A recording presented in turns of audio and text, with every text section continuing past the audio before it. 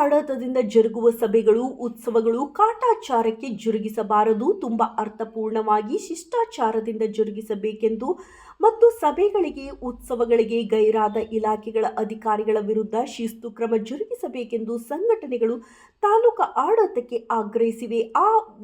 August 1ರಂದು ಪ್ರವಾಸಿ ಮಂದಿರದಲ್ಲಿ ಜರುಗಿದ ಸ್ವಾತಂತ್ರ್ಯೋತ್ಸವ ಪೂರ್ವಭಾವಿ ಸಭೆಯಲ್ಲಿ ಸಂಘಟನೆಗಳ ಮುಖಂಡರು ಮಾತನಾಡಿದರು. ಯಾವುದೇ ಉತ್ಸವ ಪೂರ್ವಭಾವಿ ಸಭೆಗಳಿಗೆ, ಉತ್ಸವಗಳಿಗೆ ಅಧಿಕಾರಿಗಳು ವಿನಾಕಾರಣ ಗೈರು ಹಾಜರಾಗುವುದು ರೂಢಿಗತವಾಗಿದೆ.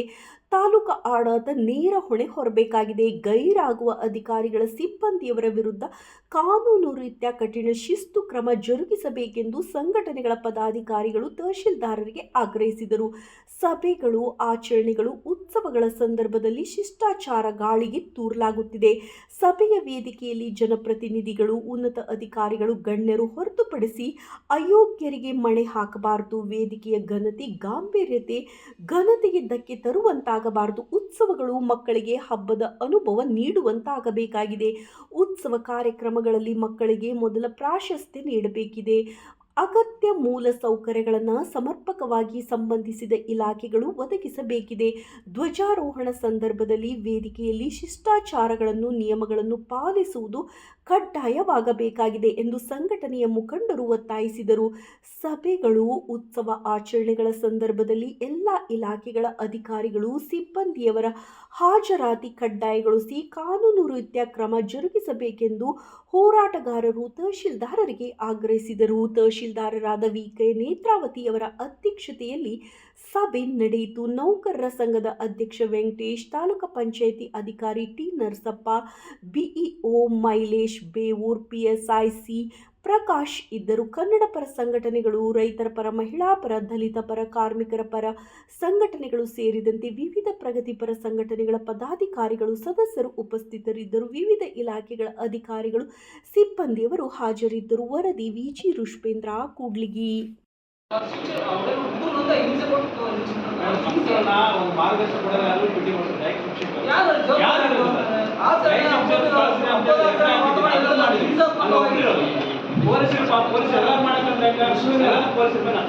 ವೇದಿಕೆ ಮೇಲೆ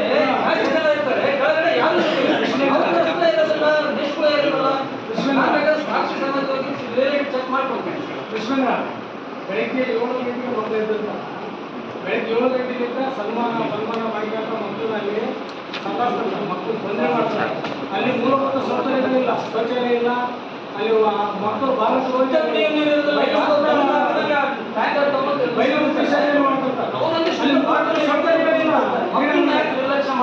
ಸೌಲಭ್ಯಗಳಿಲ್ಲ. 7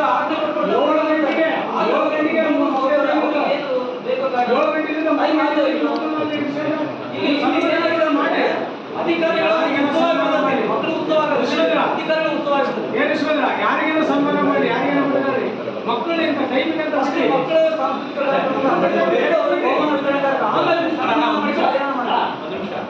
ಯಾಕೆ ಹೇಳಿದೆ ಅಂದ್ರೆ ಪ್ರಾಕ್ಟಿಕಲ್ ಜವಾಬ್ದಾರಿ ಕೊಟ್ಟು ಅದ್ರ ಬಗ್ಗೆ ರೂಪರೇಷೆ ಸಿದ್ಧ ಮಾಡಿರ್ತೀವಿ.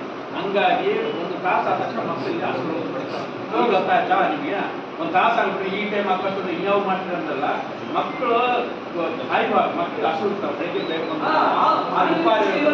ಕಾರ್ಯಕ್ರಮ ಮಾಡ್ಕೊಂತಿರ್ತಾರೆ. ಮಕ್ಕಳು ಏನು ಮಾಡ್ತಾರೆ, ಒಂದು ಸೈಡ್ ವಿಡಿಯೋ ಮಾಡ್ತಿರ್ಬೇಕಾದ್ರೆ ಹೋಗ್ತಾರೆ.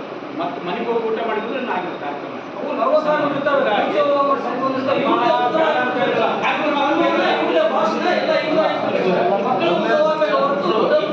ಕಾರ್ಯಕ್ರಮ ಆಯ್ತಲ್ಲ ಸನ್ಮಾನ, ಮಕ್ಕಳ ಕಾರ್ಯಕ್ರಮ ಮಾಡ್ತಾರೆ. ಅದು ಒಬ್ಬರಲ್ಲ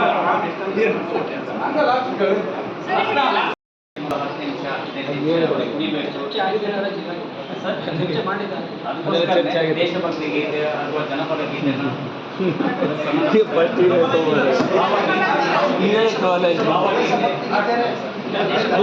ಗೊತ್ತಿಲ್ಲ.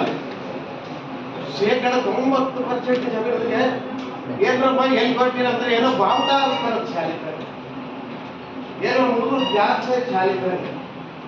ಸಾಮಾನ್ಯ ಜನರಿಗೂ ಕೂಡ 80 ವರ್ಷ ಆಗಿದೆ, ನಮಗೆ ಸ್ವತಂತ್ರ ಸಿಕ್ಕು ಅಂತಕ್ಕಂಥ ಸ್ವಲ್ಪ ಗೊತ್ತಾಗಲಿ ಅಂತಕ್ಕಂಥ ನಿಟ್ಟಿನಲ್ಲಿ ನಮ್ಮ ಸಲಹೆ. ದಯಮಾಡಿ ಇಲ್ಲಿ ಆಮೇಲೆ ಈ ಕುಂದಿರ್ತಕ್ಕಂಥ ಎಲ್ಲ ಸಂಘ ಸಂಸ್ಥೆಯವರಿಗೆ ನಾವು ಮನವಿ ಮಾಡಿಕೊಳ್ಳುವುದು, ಅಧಿಕಾರಿಗಳಿಗೆ ನಾವು ಈಗಾಗಲೇ ಸಲಹೆಗಳನ್ನು ಕೊಡ್ತೀವಿ. ವೇದಿಕೆ ಮೇಲೆ ಇಷ್ಟೇ ಜನ ಕರೀರಿ ಅಂತ ನಾನು ಒಬ್ಬ ನಾನು ತಾಲೂಕು ಚಪಾತಿ ಮಹಾಸಭಾ ಅಧ್ಯಕ್ಷ. ನಾನು ಹೋದ್ರೆ ಬೇಡವರೇ ಬೇಡವರೇ ಅಂತ ಯಾರು ಅದೇ ನಂದು ಆದ್ಮೇಲೆ ಸಂಘ ಸಂಸ್ಥೆಗಳು ಆಗಿರ್ತಕ್ಕಂಥದ್ದು ಆದ್ಮೇಲೆ ಮಾತಾಡೋದು ನಾವು ತೃಪ್ತಿ ಪಡ್ತೇವೆ. ಅಲ್ಲಿ ವೇದಿಕೆ ಮೇಲೆ ಹೋಗಿ ಗಲಾಟೆ ಮಾಡೋದು ನಾವೇ, ಗೊಂದಲ ಮಾಡೋದು ನಾವೇ. ಇದಾಗಬಾರ್ದು. ಇಂಥ ಆಚರಣೆಗಳಲ್ಲಿ ನಾವೆಲ್ಲ ಸಹಕಾರ ಮಾಡಬೇಕು, ಸಹಕರಿಸ್ಬೇಕಂತಕ್ಕಂಥದ್ದು ನಮ್ಮ ಮನವಿ. ಹೀಗಾಗಿ ಗ್ರಾಮೀಣ ಪ್ರದೇಶ ಕಡೆಗೆ ಹೆಚ್ಚಿನ ಒಲವು ಕೊಡಬೇಕು. ಅಲ್ಲಿ ನಿಜವಾಗ್ಲೂ ಗೊತ್ತಿಲ್ಲರಿ, ನಾನು ಪ್ರತಿ ವರ್ಷ ನಮ್ಮ ಮಳ್ಳಿಯಲ್ಲಿ ಭಾಗವಹಿಸ್ತೀನಿ. ಏನೋ ಬ್ಯಾಕ ಬಂದಿರಂದ್ರೆ ನಮ್ಮ ಹುಡುಗನ ಡ್ಯಾನ್ಸ್ ಐತೆ, ಏನೋ ಬಾವುಟ ಹಾರಿಸ್ತಾರೆ. 80 ವರ್ಷ ಆಗಿದೆ ಅಂತ ಗೊತ್ತಿಲ್ಲ. ಈ ನಿಟ್ಟಿನಲ್ಲಿ ನಾವು ಅಧಿಕಾರಿಗಳಿಗೆ ಎಲ್ಲರೂ ಸೇರಿ ಸಾಮಾನ್ಯ ಜನರಿಗೆ ಸ್ವತಂತ್ರ ದಿನಾಚರಣೆಯ ಕಲ್ಪನೆಯನ್ನ ಮೂಡಿಸೋಣ ಅಂತಕ್ಕಂಥ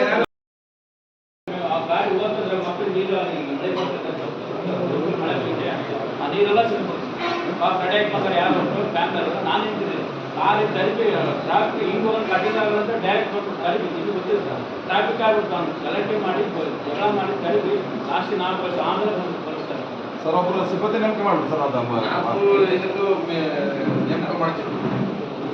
ಈಗ ಇಲ್ಲಿ ಲೋಕಲ್ ಆಟೋ ಕಾರು ಅದು ಓಡಾಡಕ್ಕೆ ಅವ್ರು ನಾವೇನು ಮಾಡ್ಲಿಕ್ಕಾಗಲ್ಲ. ಹೊರಗಡೆಯಿಂದ ಬರೋನ್ ಏನೈತಲ್ಲ ಸ್ಟಾಪ್ ಮಾಡಿಸ್ತೀವಿ. ಆಟೋಗಳು ಬೈಕ್ಗಳು ನಿಮಗೆ ಅದನ್ನ ನಿಲ್ಲಿಸಿ ಫೋಟೋ ಹಾಕ್ತೀವಿ ಸರಿ. ಟ್ರಾಫಿಕ್ ಲೀಟರ್ ಕೊಟ್ಟಿದ್ವಿ. ಏನೋ ಶಾಲಾ ಮಕ್ಕಳು ಟ್ರಾನ್ಸ್ಫರ್ ಬರ್ತಾರೆ ಆ ಟೈಮಿಗೆ ಮಾತ್ರ ಖಂಡಿತ ಮಾಡಿ ಕೇಳ್ತೀವಿ. ಸಿಟಿ ಮಕ್ಕಳು ಏನು ಗೊತ್ತಿರಲ್ಲ, ಸರಿ ಸರ್. ನಾವೆಲ್ಲ ಗಾಡಿಗಳು ಹೋಗ್ಬಿಡ್ತೀವಿ.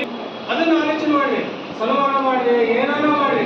ಇಲ್ಲಿ ಆದೇಶಗಳು ಆಗೋದೊಂದು, ಪೂರ್ವಭಾಷೆಯಲ್ಲಿ ಮಾತಾಡೋದೊಂದು, ಅಲ್ಲಿ ಸ್ಟೇಜ್ ಮೇಲೆ ಆಗೋದೇ ಒಂದು. ಈ ರೀತಿ ಆಗಬಾರ್ದು. ಸುಮ್ಮನೆ ಕಾಟಾಚಾರಕ್ಕೆ ಪೂರ್ವಭಾಷೆಯಲ್ಲಿ ಕರಿಬಾರ್ದು. ಕಾಟಾಚಾರಕ್ಕೆ ಪೂರ್ವಭಾಷೆಯಲ್ಲಿ ಕರೆದಾಗಬೇಕು. ನಾವಲ್ಲಿ ಮೂಲಭೂತ ಸೌಕರ್ಯಗಳೇನು, ಮಕ್ಕಳ ಭವಿಷ್ಯ ಏನು ಅದನ್ನು ಆಲೋಚನೆ ಮಾಡಬೇಕಾಗಿದೆ. ಈ ಸನ್ಮಾನದ್ದು ವರ್ಷ ಸನ್ಮಾನ ಮಾಡ್ತೀವಿ, ವರ್ಷ ಆಚರಣೆ ಮಾಡ್ತೀವಿ. ಅಲ್ಲಿ ಮೂಲಭೂತ ಸೌಕರ್ಯಗಳೇನೋ ಮತ್ತೆ ವಿಸಿಟ್ ಮಾಡಿ ಪೂರ್ವಭಾಷೆಯಲ್ಲಿ ಕರಿಬೋದು. ಅಲ್ಲಿ ಏನಿದೆ, ಏನು ತೊಂದರೆ ಇದೆ, ಏನಿಲ್ಲ ಅಂತ ಕ್ರೀಡಾಂಗಣ ವೀಕ್ಷಣೆ ಮಾಡ್ಬೋದು. ವೀಕ್ಷಣೆ ಮಾಡಿ ಇಲ್ಲಿ ಬರ್ಬೋದು, ಪೂರ್ವಭಾಷೆಯಲ್ಲಿ ಕರಿಬೋದು. ಆ ಪೂರ್ವಭಾಷೆಯಲ್ಲಿ ಕರೆಯುವ ಉದ್ದೇಶ ಬೇಕಲ್ಲ, ಒಳ್ಳೆ ರೀತಿಯ ಕಾರ್ಯಕ್ರಮ ಆಗ್ಬೇಕನ್ನೋ ಉದ್ದೇಶ ಪೂರ್ವಭಾಷೆಯಲ್ಲಿ ಕರಿತೀವಿ. ನಾವು ಹೇಳ್ಕೊಂಡಾಗ ಬರ್ತೀವಿ, ಅವ್ರಿಗೆ ಸನ್ಮಾನ ಮಾಡೋದು, ಸೈನಿಕರಿಗೆ ಸನ್ಮಾನ ಮಾಡೋದು, ಅವ್ರಿಗೆಲ್ಲರಿಗೂ ಹೇಳ್ತೀವಿ ಸನ್ಮಾನ ಯಾಕೆ ಮಾಡೋದು. ಮಕ್ಕಳು ಬಿಟ್ಟ ಮೇಲೆ ಸನ್ಮಾನ ಮಾಡ್ತಾರೆ, ಮಕ್ಕಳು ಬಿಟ್ಟ ಮೇಲೆ ಊಟ ಮಾಡ್ತೀವಿ, ಏನಾದ್ರು ಮಾಡ್ತಾರೆ.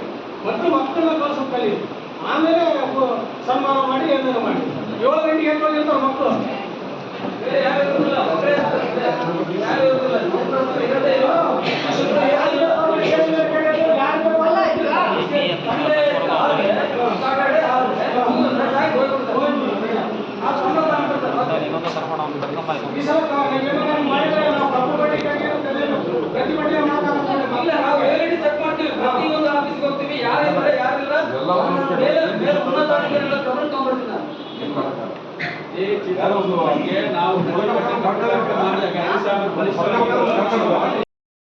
ಸೇವೆ ಮಾಡಿದ್ದು 20-22 ವರ್ಷ ಮಾಡಿದ್ರು sir.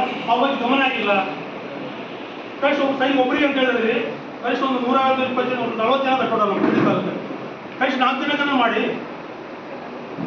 9 course ತಟ್ಟೋಡಲ್ಲ. ITBP, BSF, CSF ಎಲ್ಲ 9 ಕೋರ್ಸ್ ಇದ್ರಲ್ಲಿ 9 ಓಪನ್ ಮಾಡಿದಂಗೆ. ಆರ್ಮಿ, ನವಿ, ಏರ್ಫೋರ್ಸ್ ಎಲ್ಲ ಇದ್ದಾವೆ.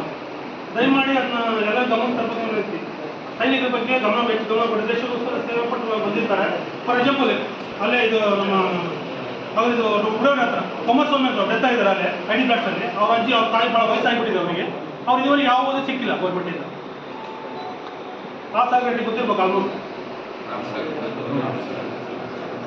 ದಯಮಾಡಿ ಸೈನಿಕರ ಗಮನ ಕೊಡಬೇಕು ವಿನಂತಿ.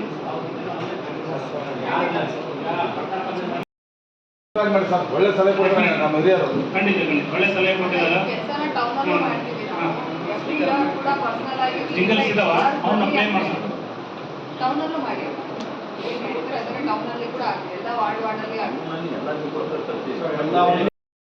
ಪೂರ್ವಭಾಷೆಯಲ್ಲಿ ಕರಿತೀರಾ, ಅಧಿಕಾರಿಗಳು ಬಂದಿರೋದಲ್ಲ, ಅವ್ರಿಗೆ ಅಧಿಕಾರಿಗಳು ಬಂದಿಲ್ಲ ಅಂತ ಯಾರಿಗಾನ ನೋಟಿಸ್ ಕೊಟ್ಟಿರೋದಾಗಲಿ, ಅವ್ರ ಕಾನೂನು ಕ್ರಮ ಜರುಗಿಸಿರೋದಾಗಲಿ ಒಂದೇನಾದ್ರು ಒಂದು ಇದ್ದರೆ ಅದನ್ನು ಇಲ್ಲಿ ಸಾಬೀತುಪಡಿಸ್ಬೇಕಂತ ನಾನು ಈ ಸಭೆ ಮೂಲಕ ಕೇಳ್ತೇನೆ.